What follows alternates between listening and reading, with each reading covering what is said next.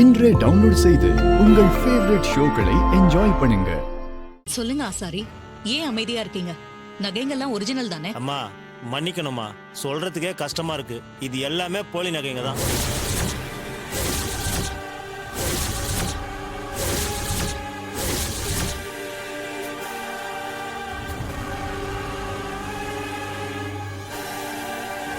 என்னங்கய்யா, நீங்க எல்லாரும் அந்த அம்மா செஞ்சிருக்க மாட்டாங்கன்னு பெருசா வாய்க்கழிய பேசுனீங்கல்ல, இப்ப இதுக்கு என்ன சொல்ல போறீங்க? நான் மட்டும் இப்ப எதுவுமே பேசாம இருந்திருந்தா இவங்க நம்மள மட்டும் இல்ல அந்த ஆத்தாவையே ஏமாத்திருப்பாங்க.